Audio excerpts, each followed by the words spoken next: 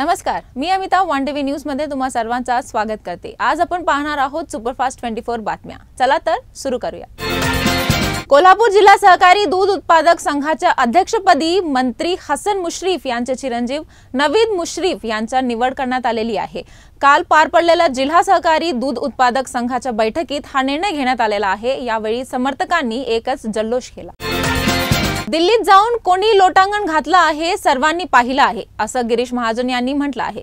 गिरीश महाजन यांनी एकनाथ खडसे यांच्यावर पुन्हा एकदा जोरदार निशाणा साधला आहे। माझ्या घरात केंद्रीय मंत्री आहे, मला लोटांगण घालायची गरज नाही, असं एकनाथ खडसे यांनी म्हटलं होतं। त्यावर आज गिरीश महाजन यांनी ही प्रतिक्रिया दिली आहे। निलेश चव्हाण नरकात जरी गेला असता तरी त्याला पकडला असं रुपाली ठोंबरे पाटील यांनी म्हटलं आहे। तर गुन्हा सीआयडी कडे वर्ग करा अशी मागणी देखील त्यांनी केली आहे। कल्याणच्या बल्याणी परिसरातील शाळेची भिंत कोसळली आहे। यात एका 11 वर्षाच्या मुलाचा दुर्दैवी मृत्यू झालेला आहे, तर 3 मुलं जखमी झालेली आहेत। टिटवाळा येथील केबीके इंटरनॅशनल शाळेची भिंत कोसळली आहे। या शाळेजवळ मुलं खेळत असताना ही भिंत कोसळल्याने ही दुर्घटना घडली आहे। कापणी केलेल्या पिंकाचे पंचनामे करून काय करणार, ढेकळांचे पंचनामे करणार का, असं विधान कृषी मंत्री मणिकराव कोकाटे यांनी केलेलं आहे। नाशिक जिल्ह्यातील सिन्नर तालुक्यातील नुकसानग्रस्त पिकांच्या पाहणी दरम्यान त्यांनी हे विधान केलं आहे। मुंबईकरांसाठी एक महत्त्वाची बातमी आहे। पश्चिम रेल्वेवरील 5व्या मार्गावर आणि यार्ड मार्गावर 36 तासांचा मेगा ब्लॉक घेण्यात येणार असून आज दुपारी 1 वाजल्यापासून रविवारी मध्यरात्री 1 पर्यंत हा ब्लॉक असणार आहे। भारतीय सुरक्षा दलात आता एक मोठा बदल पाहायला मिळणार आहे। बीएसएफ सैनिकांच्या गणवेशात बदल करण्यात येणार असून आता जवानांना नवीन पोशाख मिळणार आहे। त्यामुळे आता लवकरच बीएसएफचे जवान डिजिटल पॅटर्नसह नवीन गणवेशात दिसणार आहेत।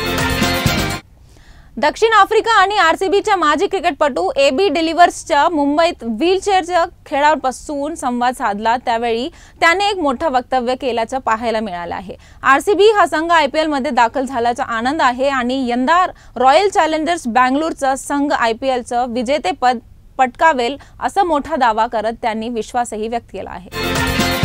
पुण्यातील आंबेगाव परिसरात असणाऱ्या शिवसृष्टीच्या गेटवर अमोल कुलकर्णी नावाच्या एका व्यक्तीने लघुशंका केली। या व्यक्तीचा लघुशंका करतानाचा व्हिडिओ व्हायरल झाला आहे। यानंतर त्या व्यक्तीचा आणि याच्या पत्नीवर विरोधात भारती विद्यापीठ पोलीस ठाण्यात गुन्हा दाखल करण्यात आलेला आहे। तर पुण्यातील या घटनेनंतर मराठा कार्यकर्ते आक्रमक झाले आहेत।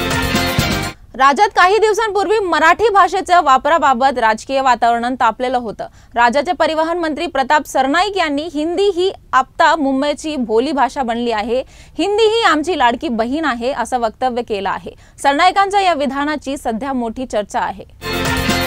पाकिस्तानी संघाचा माजी कर्णधार आणि खेळाडू शाहिद आफ्रिदीचा एक व्हिडिओ समोर आलेला आहे, ज्यामध्ये दुबईतील भारतीय केरळ समुदायाचे लोक त्याचा एक कार्यक्रमात त्यांचे जंगी स्वागत करताना दिसले, जे निश्चितच सर्वांसाठी आश्चर्यकारक आहे। हा व्हिडिओ व्हायरल झाल्यानंतर एकीकडे तो सोशल मीडियावर खूप वेगाने व्हायरल होत आहे, तर दुसरीकडे केरळ समुदायाच्या सदस्यांनाही लोकांच्या रोषाचा सामना करावा लागत आहे।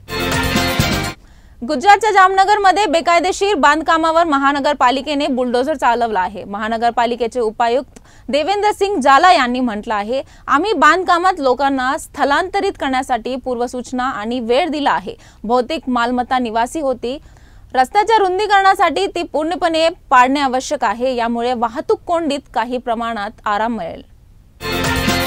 पुढची बातमी तमिळनाडूतून आहे। मुख्यमंत्री एम.के. स्टॅलिन उद्या द्रमुक महासभेच्या बैठकीला उपस्थित राहण्यासाठी चेन्नईहून मदुराई विमानतळावर पोहोचले आहेत।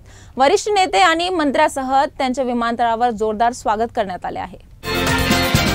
मुर्शिदाबाद पश्चिम बंगालमध्ये उमरपूर येथे राष्ट्रीय महामार्ग 12 वर एका गॅस टँकरचे ट्रकला धडक झाली आहे, ज्यामुळे टँकर चालकाला जागीच मृत्यू झाली।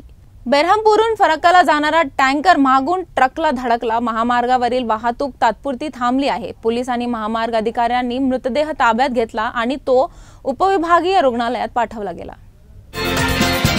आता बातमी मणिपूरमधून आहे। इम्फाल पूर्वेकडील चेकॉन येथे सततधार पाऊस आणि बांध फुटल्यामुळे आलेल्या मोठ्या पुरामुळे मोठा परिसर आता बातमी मणिपूरमधून आहे। इम्फाल पूर्वेकडील चेकॉन येथे सततधार पाऊस आणि बांध फुटल्यामुळे आलेल्या मोठ्या पुरामुळे मोठा परिसर पाण्याखाली गेलेला आहे। हजारो लोक अडकले आहेत आणि इम्फाल खोऱ्यात पाण्याची पातळी वाढतच आहे। त्यामुळे एनडीआरएफ आणि एसडीआरएफचे पथके बचाव कार्य करत आहेत। आता बातमी येते कर्नाटकमधून। सरकारी रुग्णालय परिसरात चालणारी प्रधानमंत्री जनौषधी केंद्रे बंद करण्याच्या राज्य सरकारच्या आदेशाचा निषेध करत भाजप नेते आणि कार्यकर्त्यांनी K H. Patil institute of medical science येथे निदर्शने केली आहे। अहिल्यादेवी होळकर यांचा त्रिशताब्दी जयंती उत्सव सोहळा आज चौंडी येथे पार पडणार आहे। या उत्सव सोहळ्याला मुख्यमंत्र्यांसह दोन्ही उपमुख्यमंत्री उपस्थित राहणार आहेत। अहिल्यादेवी होळकर यांच्या स्मारकाला अभिवादन करून मुख्यमंत्री दोन्ही उपमुख्यमंत्री जनसमुदायाला संबोधित करणार आहेत। मुख्यमंत्री देवेंद्र फडणवीस यांच्या उपस्थितीत उद्या होणाऱ्या बैठकीत साधू महंतांसाठी खास मेजवानी असेल। 13 आखाडांचे सर्व प्रमुख साधू महंत उद्या बैठकीला उपस्थित राहणार आहेत। देशातील वेगवेगळ्या भागातून येणाऱ्या साधू महंतांसाठी खास महाराष्ट्रीयन पद्धतीचा पुरणपोळी आणि आमरसचा बेत आहे। डोंबिवलीमधील पलावा पुलाच्या संत गतीने सुरू असलेल्या कामावर ठाकरे आणि मनसे आक्रमक झाले आहेत। मनसेकडून बॅनरबाजी करत सत्ताधाऱ्यावर टीका केली आहे।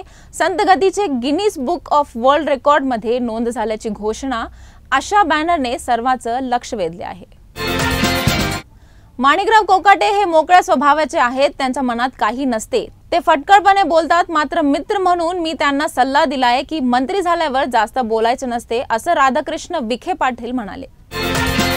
स्वित्झर्लंडच्या विलेस कॅन्टनमध्ये वसलेले ब्लेटेन हे सुंदर डोंगराळ गाव हवामान संकटाने ग्रासले आहे। आल्प्स पर्वतरांगात असलेले ब्लेटेन गावात एका भयानक नैसर्गिक आपत्तीने कहर केला आहे। एका मोठ्या हिमकडेचा एक भाग अचानक कोसळला आहे। हिमकडा कोसळल्याने संपूर्ण गावच गायब झाल्याचे पाहायला मिळत आहे। महत्वाची बातमी, यूपीआय पीएफ एलपीजी सिलेंडर बाबतचे नियम हे 1 जून पासून बदलणार आहेत। उद्यापासून 8 मोठे नियम लागू होणार आहेत। या नियम बदलामुळे ग्राहकांच्या खिशावर परिणाम होणार आहे। 1 जून पासून हे 8 बदल होणार आहेत।